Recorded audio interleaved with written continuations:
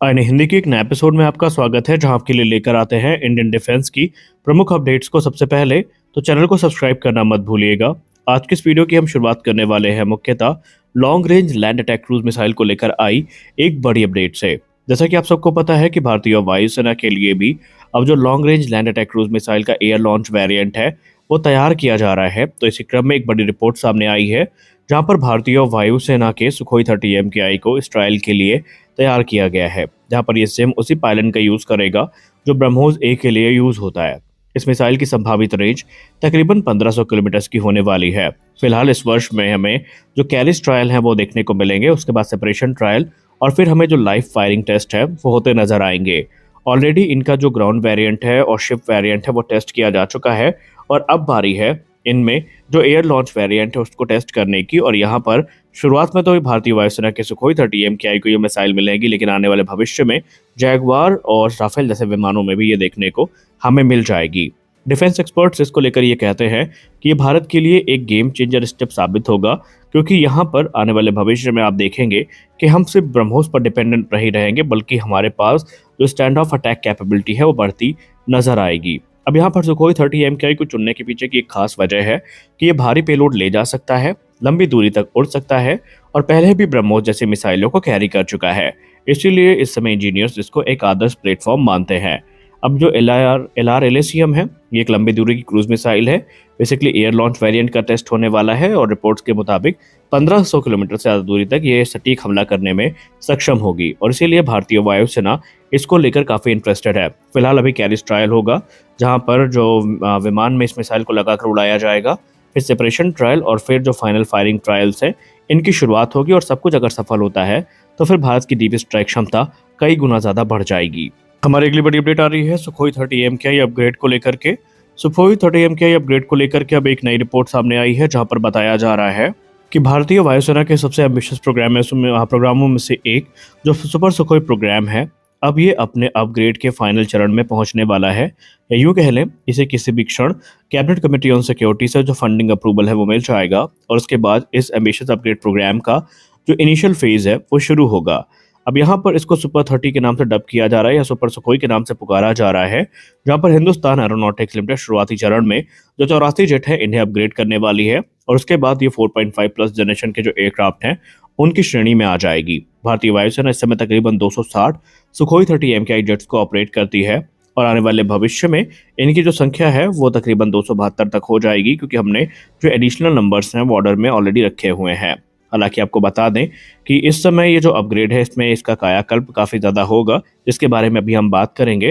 लेकिन अभी जो इनसाइडर इन्फॉर्मेशन सामने निकल के आ रहा है इस प्रोग्राम को लेकर, उसमें ये बताया जा रहा है कि ऑलरेडी जो CCS अप्रूवल का वेट है वो किया जा रहा है, लेकिन उससे पहले 2 सुखोई 30 MKI को जो aircraft and system testing establishment है जिसको हम ASTE के नाम से जानते हैं, उन्होंने लोन लिया हुआ है जो कि आने वाले भविष्य में फ्लाइंग टेस्ट बेड की भूमिका निभाएंगे और इन्हीं प्लेटफॉर्म का जो रिगरस फ्लाइंग डेमोन्स्ट्रेशन है वो होगा, जहां पर जो सिस्टम है और दूसरे इक्विपमेंट्स हैं इनको टेस्ट और वैलिडेट किया जाएगा।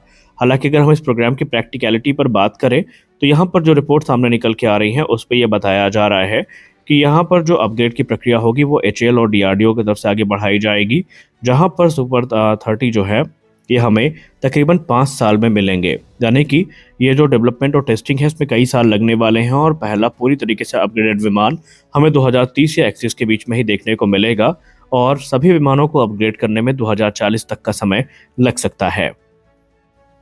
हमारी अगली बड़ी अपडेट राफेल प्लस अपग्रेड को लेकर आ रही है। दोस्तों, एक तरफ जहां हमने अभी हाल ही की वीडियो में आपको बताया कि भारत की तरफ से जो राफेल फाइटर हैं इनके लिए जो सोर्स कोड की डिमांड है वो करी गई है, तो वहीं एक और नई रिपोर्ट सामने निकल के आ रही है जहां पर भारतीय वायुसेना जो राफेल F4 स्टैंडर्ड खरीद रही है ये सिर्फ नॉर्मल F4 स्टैंडर्ड नहीं होंगे, बल्कि इनको F4 प्लस स्टैंडर्ड की संज्ञा दी जाएगी, जो भारतीय वायुसेना के लिए आने वाले राफेल फाइटर जेट्स को और ज़्यादा एडवांस और ज़्यादा जो कॉम्बैट कैपेबल है वो बनाई जाने वाली योजना के अंतर्गत होंगे। दरअसल पहले आप समझिए कि मौजूदा राफेल जेट जो फ्रांस की कंपनी डसाल्ट एविएशन के द्वारा बनाए गए हैं ये भारतीय वायुसेना के पास है और ये FCR स्टैंडर्ड के हैं और अब जो बात हो रही है वो 4 प्लस जनरेशन के एयरक्राफ्ट की हो रही है। अब F4 प्लस में क्या होगा, इसमें हमें एडवांस रडार देखने को मिलेंगे, जिसमें RBE2-AA में जो रडार्स हैं वो देखने को मिलने वाले हैं। राफेल में ये पहले से ही लगे होंगे, लेकिन ये ज़्यादा अपग्रेडेड होंगे। यहाँ पर लंबी दूरी पर दुश्मन के विमान को पकड़ने की क्षमता होगी, एक साथ कई टारगेट को ट्रैक करने की कैपेबिलिटी होगी, बेहतर इलेक्ट्रॉनिक वॉरफेयर क्षमता भी हमें देखने को मिलने वाली है। इसके अलावा हमें स्पेक्ट्रा सिस्टम और मजबूत होता नजर आएगा। राफेल का इलेक्ट्रॉनिक वॉरफेयर सिस्टम, जिसको हम स्पेक्ट्रा के नाम से जानते हैं, ये जेट को दुश्मन की मिसाइल और रडार से बचाता है और F4 प्लस में ये ज़्यादा पावरफुल जैमिंग के साथ आएगा। दुश्मन के रडार को भ्रमित करने की क्षमता होगी और बेहतर जो सर्वाइवल रेट है ये ऑफर करेगा।